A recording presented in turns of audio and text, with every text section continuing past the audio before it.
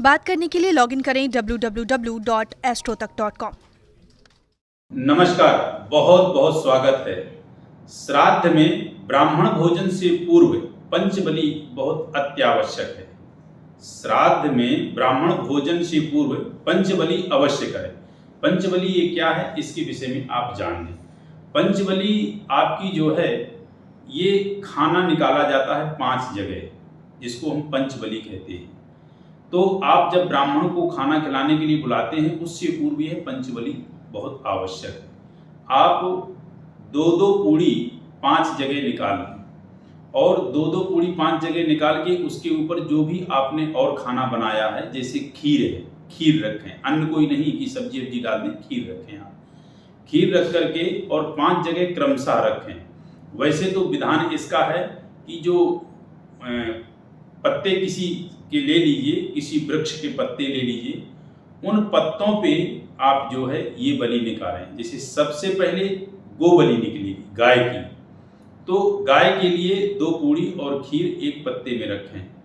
गाय के अलावा जो आपकी बलि निकलेगी, इसके बाद जो है श्वान की, श्वान माने हुआ कुत्ता, कुत्ते की बलि जो निकलेगी वो आपकी पत्ते में ही निकलेगी और उसको भी इसी प्रकार निकालना है।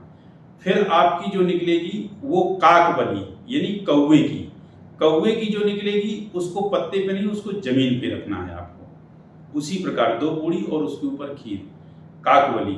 इसके अलावा आपकी फिर निकलेगी जो है देव के लिए, देवताओं के लिए देव बलि, तो उसको भी आपको पत्ते पे निकालना है।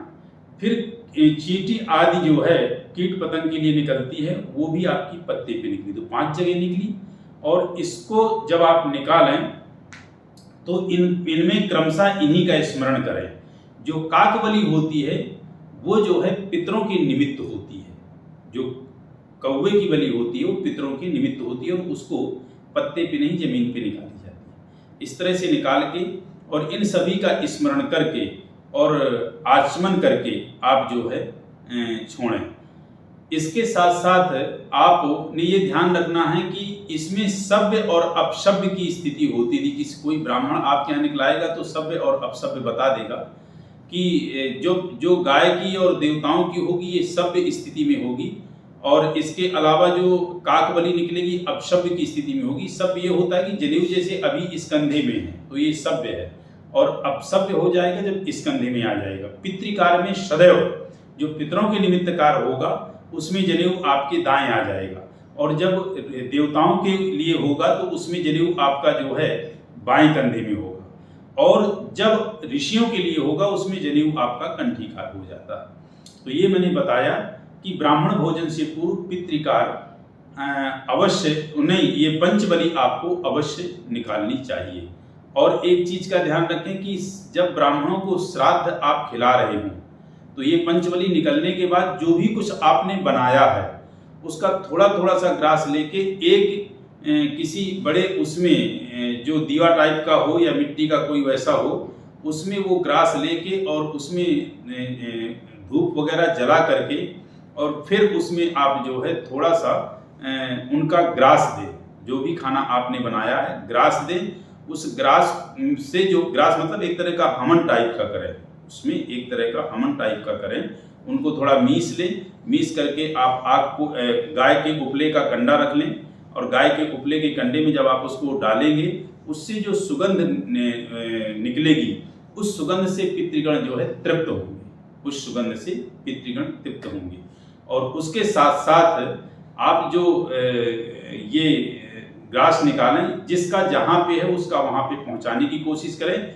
जो देवताओं वाली आपने निकाली है उसको ब्राह्मणों के खाने में दे सकते हैं। गाय का गाय को पहुँचाएं और काक का काक को पहुँचाएं। काक मतलब कौवा, वो बाहर, और श्वान का मतलब वो कुत्ते को खिलाएं। चींटी पतंग आदि का जो मैंने बताया है, चींटी आदि का, वो किसी पेड़ पौधों के नीचे जहाँ भी चींटियाँ दिख जाएं वो वहाँ डालें। तो पंचबली अवश्य करनी चाहिए ब्राह्मण भोजन से पूर्व, बहुत जरूरी है, और बाकायदे संकल्पित करें तो अत्यधिक आपको लाभ होगा।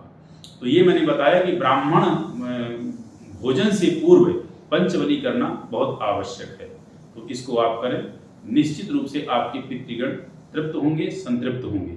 एक चीज का और ध्यान रखेंगे, जब ब्राह्मण भोजन करके ब्राह्मण की आप विदाई करते हैं तो उस टाइम पे आप रोली का प्रयोग ना करें, क्योंकि रोली जो होती है वो रजोगुणी होती है और जो चंदन होता है वो सतोगुणी होता है।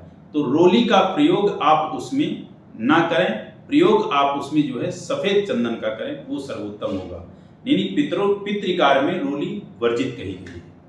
तो बस इन चीज़ों का ध्यान रखते हुए आप करें, निश्चित रूप से आपके मनोरथ पूर्ण होंगे और पितरों का संपूर्ण आशीष आपको प्राप्त होगा। नमस्कार।